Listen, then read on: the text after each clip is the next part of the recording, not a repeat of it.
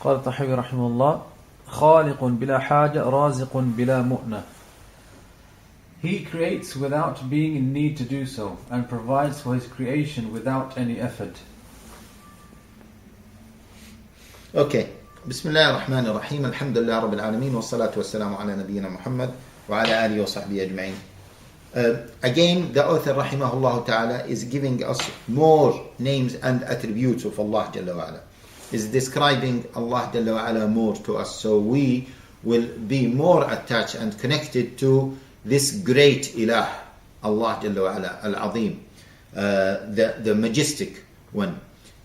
And here he mentioned his quality or his attribute Jalla wa'ala, that he creates.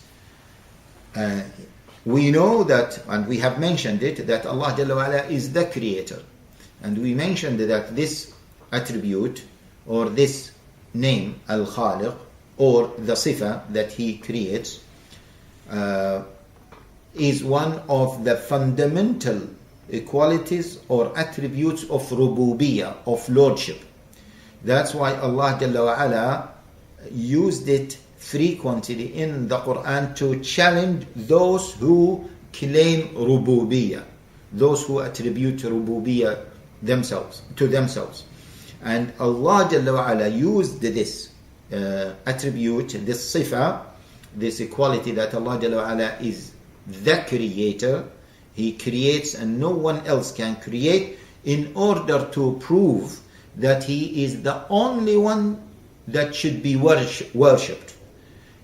So, in another word, he used it to prove that he is the only ilah, الذي يستحق أن يعبد, that he is the God that he deserves to be worshipped. In another word, no one deserves to be worshipped except the creator, and since Allah Jalla wa'ala is the only creator, so he is the only one to be worshipped. In another word, he is the only God Jalla wa'ala. He is the only ilah. He is the only true ilah Jalla wa'ala.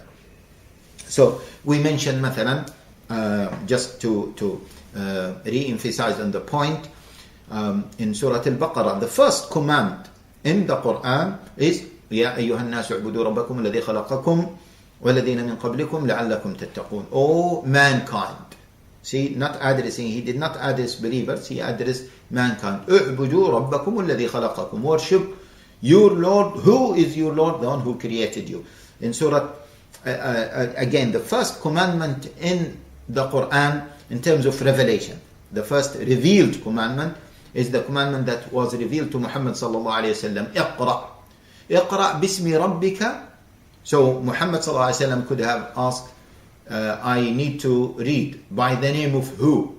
And if people who disbelieve say, why do we need to listen to this commandment?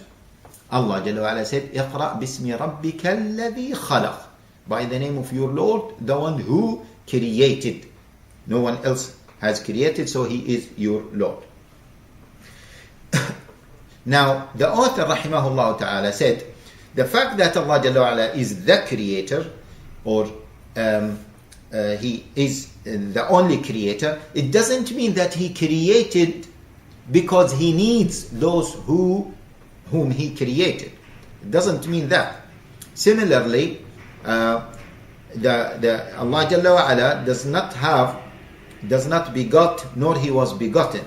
Allah Jalla wa'ala has no son. Allah Jalla wa'ala is not in need of anything. So that's why, how come Allah Jalla wa'ala has a son? Also, Allah Jalla wa'ala created, it doesn't mean that he created, he needs the creation. Not at all. That's why the author said, خالق بلا حاجة. He created, but without being in need to do so. Now these are two things.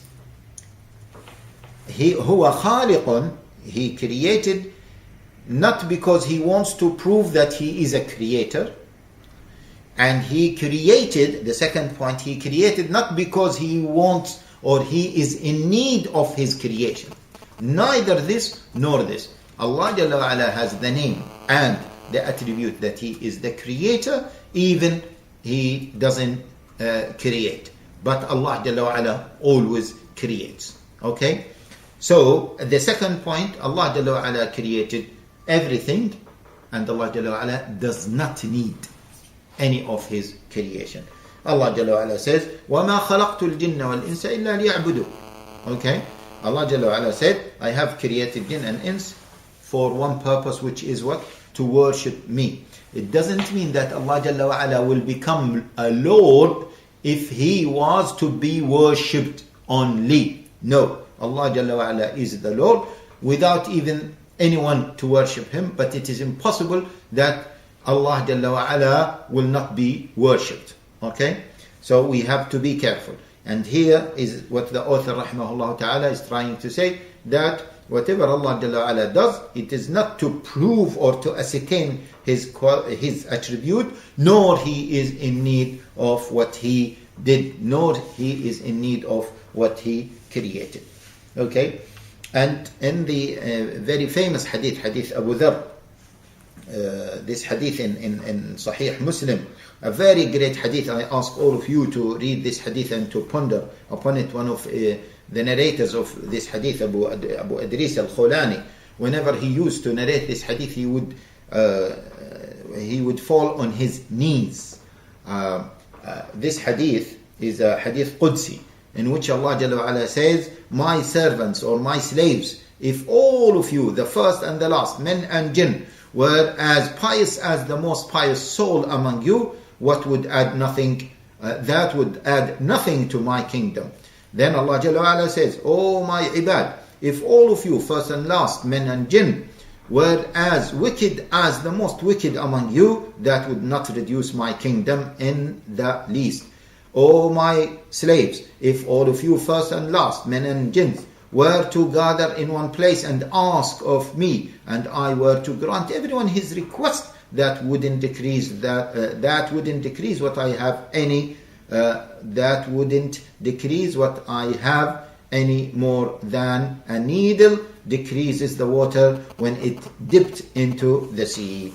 And this hadith, as I told you, is a very great hadith.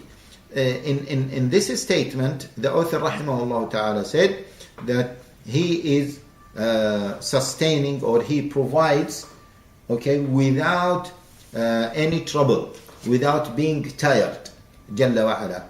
Why? Because if we reflect on this hadith, Allah Jalla wa Ala can create anything, can create just by kun, by the word kun, okay, everything will be there. So Allah Jalla wa Ala is not, astaghfirullah, is not putting an effort, is not becoming a tired. Whatever He creates, it does not decrease His kingdom and what his dominion Jalla wa Ala.